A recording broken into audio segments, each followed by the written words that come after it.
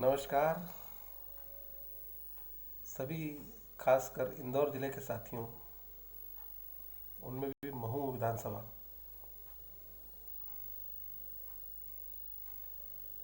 अब मुद्दा क्या है क्या नहीं है, ये तो क्या बोले इस बारे में अपन।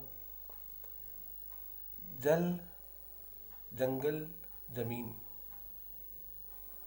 मानव सभ्यता से जुड़े हुए मुद्दे हैं। व्यक्ति को जीवन जीने के लिए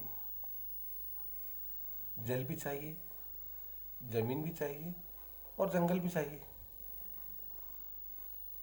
इनमें भी अगर कुछ महत्वपूर्ण है तो जल। जल एक ऐसी वस्तु है जिसके बिना किसी का भी जीवन संभव नहीं है, चाहे वो पशु हो या फिर इंसान हो, या फिर चाहे तो पौधे भी हों। जल की आवश्यकता सभी को है। अभी तक शायद मेरी जानकारी में जो है, हम लोग ये सुना करते थे कि शुद्ध जल या जल का अपव्यय ना करें, जल है तो जीवन है। लोग कहते भी हैं जल है तो जीवन है। ये एक स्लोगन या जीवन की आवश्यकताओं में से एक चीज़ है। अभी पिछले महीने हमने देखा इंदौर में भागीरथपुरा में दूषित जल से, जो सरकारी आंकड़े वो तो हो सकता ऊपर नीचे हो और मैं भी इसका पुष्टिकरण नहीं करूंगा, लेकिन फिर भी 25 लोगों की मौत हो चुकी है। ठीक है, शासन प्रशासन उस पर ध्यान दे भी रहा है। पूरे देश की नज़रें इंदौर पे है। भागीरथपुरा में क्या हुआ क्या नहीं हुआ। और मेरा मानना ऐसा है कि भागीरथपुरा अकेला क्षेत्र नहीं है। पूरे मध्य प्रदेश में खासकर नर्मदा को नर्मदा नदी जो हमारी मध्य प्रदेश की जीवन रेखा है, और उसके जल वितरण में मालवा का जो क्षेत्र है वो प्रमुख रूप से है। मालवा क्षेत्र में नर्मदा का वितरण होता है और लोग उससे अपनी प्यास बुझाते भी हैं। और ये बहुत पुरानी व्यवस्था है कि नर्मदा का जल इंदौर तक आया है। साधुवाद उन सभी लोगों को जिन लोगों ने नर्मदा का जल इंदौर लेकर आए,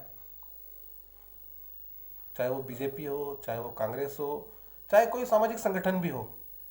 सभी लोगों का प्रयास ही है यहाँ के लोगों की प्यास नर्मदा जल से बुझी। इस बात से किसी को कोई इनकार भी नहीं है, सब स्वीकार भी करते हैं। लेकिन जल वितरण में जो प्रणाली है या जो पाइपलाइनें डली है या जिस तरह से वितरण हो रहा है, ये वर्षों हो गए इस बात को। और शहरों में चाहे वो इंदौर हो या महू भी हो, तो महू में भी किस तरह से वितरण है, महू की जो व्यवस्था है जल वितरण की, वो किस तरह से है। गली गली छोटे छोटे क्षेत्रों में जल वितरण हो रहा है। जो नालियों के ऊपर नर्मदा की लाइन डली हुई है या नालियों के नीचे डली हुई है, तो इस बात से इनकार तो नहीं किया जा सकता कि वो गंदा पानी या कहीं से लीकेज हो तो गंदा पानी नहीं मिले। अब लोग क्या करते हैं, जब नल आते हैं तो शुरुआत में नल खोल देते हैं कि शुरुआत का पानी गंदा है, वो बहा के फिर पीने में उसको यूज़ किया जाएगा। अभी अभी हम सुन रहे हैं दो तीन दिनों से, 4 दिनों से, कि मऊ के पत्ती बाजार क्षेत्र में दूषित पेयजल से लोगों को पीलिया हो रहा है और इसी तरह से जल जनित बीमारियां हो रही हैं। तो ये तो होना ही था, क्योंकि कभी किसी ने ध्यान दिया ही नहीं कि जल वितरण किस तरह से हो रहा है। किस तरह से नर्मदा के जल की जो कनेक्शन है वो कहाँ कहाँ जा रहे हैं। वो तो भला हो हमारे पत्रकार महोदय अंजीत मनु बाथम का, जिन्होंने इस मुद्दे को प्रमुखता से उठाया, और उनके उठाते से ही पूरा प्रशासनिक अमला टूट पड़ा, खासकर क्योंकि उन्हें डर था। और मैं तो खैर हमारे महू की जनता को भी साधुवाद दूंगा कि समय रहते इस मुद्दे को जन आंदोलन के रूप में लिया।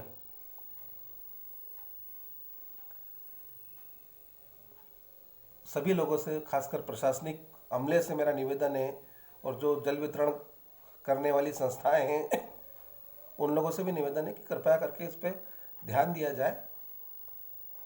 महू जो कैंटोनमेंट एरिया है, कैंटोनमेंट के लोगों से भी या कैंटोनमेंट के अधिकारियों से भी निवेदन है कि नर्मदा जीवनदायिनी है, ये किसी का जीवन ना लें। इसके पानी से किसी का जीवन ना जाए, लोग अस्वस्थ ना हो। शुद्ध जल प्राथमिकता होना चाहिए हर व्यक्ति की, और मूलभूत अधिकार भी है, और ये शासन का कर्तव्य भी है कि लोगों को शुद्ध जल उपलब्ध कराएं। इसलिए कृपया कर जितनी जल्द हो सके उतनी जल्दी जहाँ जहाँ अगर इस तरह की समस्याएं हैं, ड्रेनेज की लाइन और ये नर्मदा की लाइन अगर साथ में, तो उसे अलग किया जाए और जल वितरण के रूप में शुद्ध जल लोगों को प्राप्त हो। धन्यवाद, आपने मेरी इतनी बात सुनी, इसके लिए। मैं श्याम खांडेकर, ग्लोबल इंडिया, महू।